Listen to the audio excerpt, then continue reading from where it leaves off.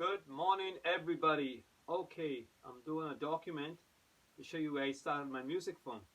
The group you're looking at right here is the Candy Boys. Yeah, I started this group back in the mid 70s. Yeah, the Candy Boys. It was a hot youngest group in the Bahamas back then. Yeah. Okay, what I'll do, I'll introduce you each one of the members, starting with myself. Alan at the age of 16, Kenneth at the age of 14, Tino at the age of 11, Kareem in the middle at the age of 10, and Dale Shannon at the end, the age of 11 also. Yeah, the Candy Boys, that's what our name. And the group was like a family group because me, Tino, and Dale Shannon was nephew, and Ken and Kareem in the middle was brothers. Yeah, so we got started at the Palace. The Palace was the hottest night spot in the Bahamas back then. Yeah, it's more similar to Apollo Theater in New York, where they have the amateur night. Well, we had amateur night down here, and all the top artists will go to audition down there, you know. And so we went, and we met this gentleman who was in charge of it by the name of Bud Cambridge, who asked us, what are we going to sing? So we said, we're singing Candy Girl by the New Edition. And he said, could we sing? We said, yes, sir. And he said, what's your name? And we didn't even have a name because we were so anxious to sing. So he said, okay, I'll call you the Candy Boys because you guys sharp, neat. Look, are you ready to go? So everybody look at me, I look at them. And I said, I like it. And that was our name, Candy Boys, through our career. Yeah. Okay. Like I said, we went for audition. We got in. The night we performed the song. And the band, the host band, man, they were so hot. And matter of fact, the band was Snapshot. That was the hottest band back then, you know. They played that song like the record. The crowd went crazy. I mean, crazy. They actually thought we were the New Edition. Because back in the days, remember, internet wasn't out yet. Okay, so no one really knew how the New Edition looked like. Not like that yet. So they thought it was us in the house. You know, the house went crazy. I can always remember that performance. And matter of fact, you can see this on YouTube. That's pressing Alan Russell, and you'll put it up and see the live performance. Yeah. Okay. And also the lead of the band name was Pat Carey. Nice guy. The lead singer was Lovely. He's in New York now, a good friend of ours also. You had Shea on the keyboard, Mo on the drum, and Sherwood on the bass. The group broke up now. Most of them are with Bahamian. That's why Bahamian is so hot and get all them good musicians and singers. Because them guys all get together. Yeah. It was awesome. And matter of fact, that night we won our category also, you know. So it was an experience we'll never forget. Yeah. And from there, we used to perform to the Cabaret Theater on Paradise Island, Britannia. Most of you LD folks who know I'm talking about back then, yeah. You know, we did shows there also. We did like weddings, hotel venues, parties, church stuff. A lot of Christmas stuff we did at the television station also on Christmas time. So we were pretty booked out always. And these guys were young, but they were making like $100 and more. And back in the 70s, that was big money, man. You know? Yeah. Okay. Matter of fact, they used to call us the Jackson 5, the New Edition of the Bahamas. Yeah. That was what they used to call us. Okay.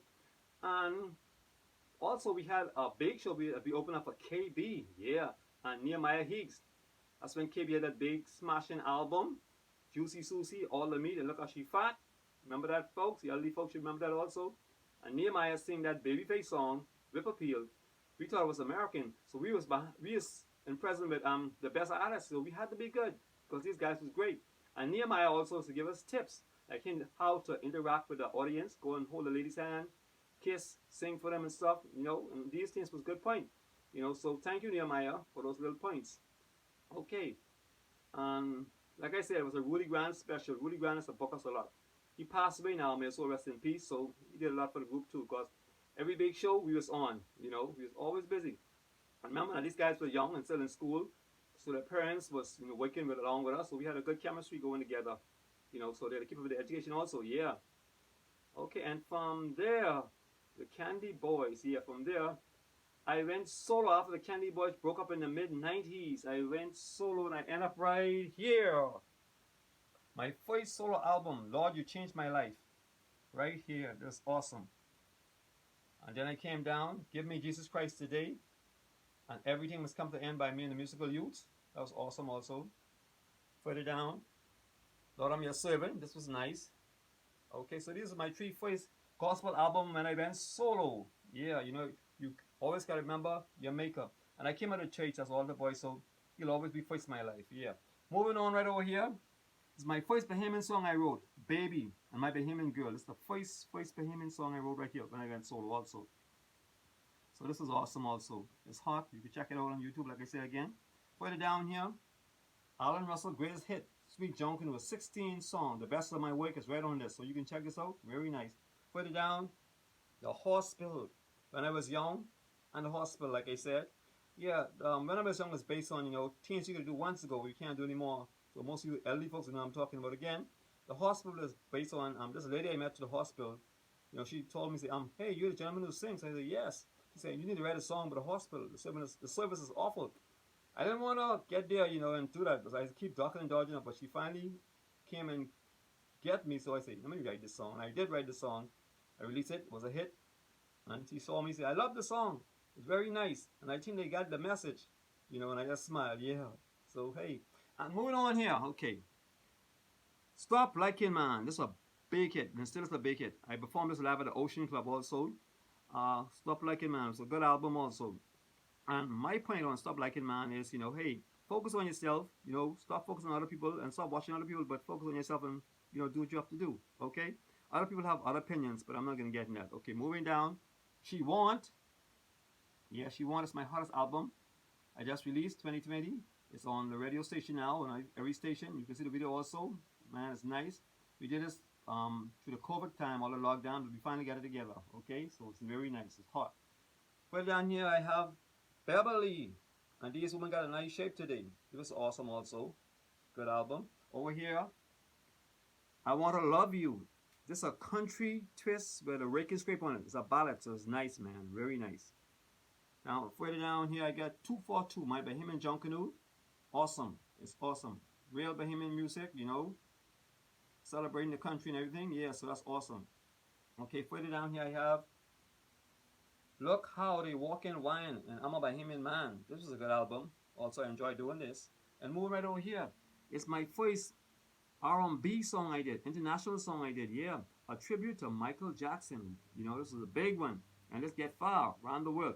Matter of fact, you can see the group change here. Because remember I told you the Candy Boys had broke up then. So I rebuilt. I used my other nephews who were singing also. Lincoln right here. Also, he passed away. Nice person at the age. He is 12 at this time.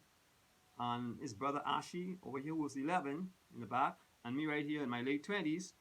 Okay. And my friend Clay, who's in New York, who started me off in music also, who in his late 20s. And his son, AJ, in the back, who was 11. So it was a family group again. Yeah. And like I say, we did a tribute song to Michael Jackson. It was hot, man. Matter of fact, I work in a hotel and I met this gentleman named Jerry Insorello. He bring in all the celebrities, like Celine Dion, Whitney Houston, Boyz II Men, Stevie Wonder, Quincy Jones, Muhammad Ali. He bring in Ludacris, Big Joe, Ray Charles, Halle Berry, Oprah Winfrey, Puff Daddy, all those, everyone who was someone, even Michael he brought in, and Janet Jackson also. Anyway, to cut a long story short, I talked to him and we became good friends. So I say, I sing. He say, bring me one of your works, and I brought the same album. And he loved it, and he took it back to Mike. And he came back, but in 2 or 3 weeks' time, he said, I give it to Mike. Mike love your album, and it's playing around the world. Your song is international. So, wow, that was a big move for us. So, thank you, Jerry Insorello, very much. Thank you, man. He made a big impact on us also, yeah. And the guys went crazy when they heard that news, So, hey, we was international, okay? Further down here, who run the show? I did this one way back then also. It was nice also. Then I did a single called Thanking You, God. That was nice also. Further over here, my first Christmas album. Wow, this is my first Christmas album. The Reason for Christmas.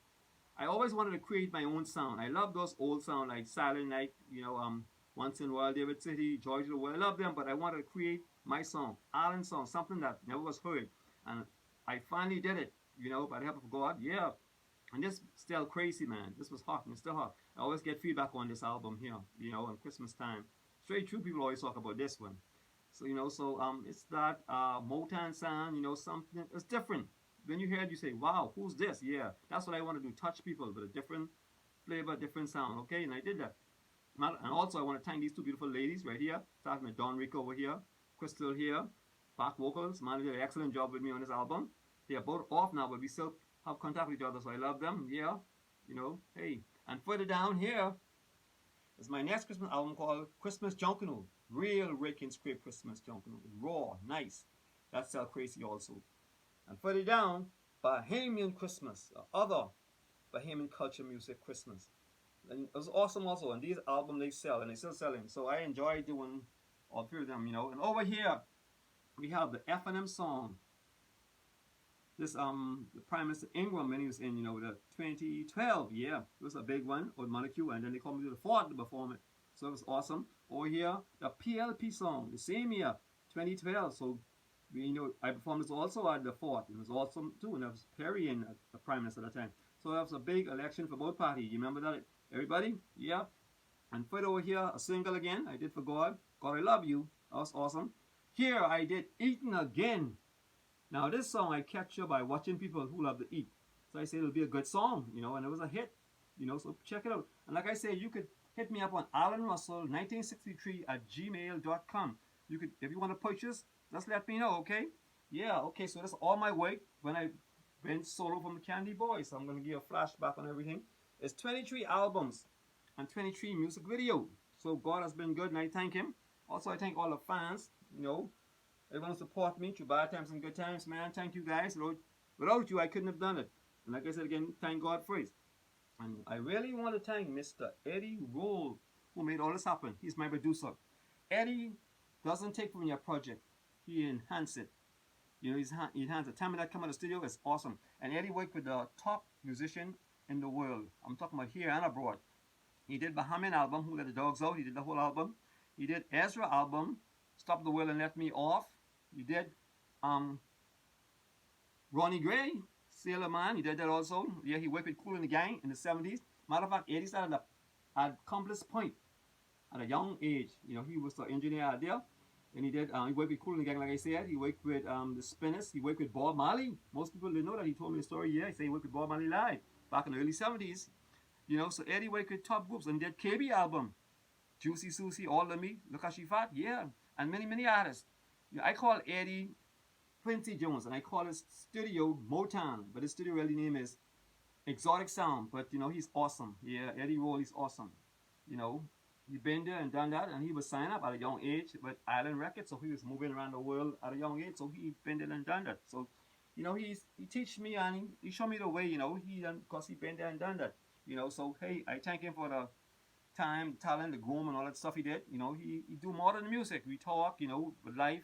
Where you want to go, what you want to accomplish, and how to go about living and treating people. So hey, Eddie Roll, he's just like a father to me. And Motown, Exotic Sound, I call it Motown, became my home studio. Yeah, okay, eventually, but that's always my home studio.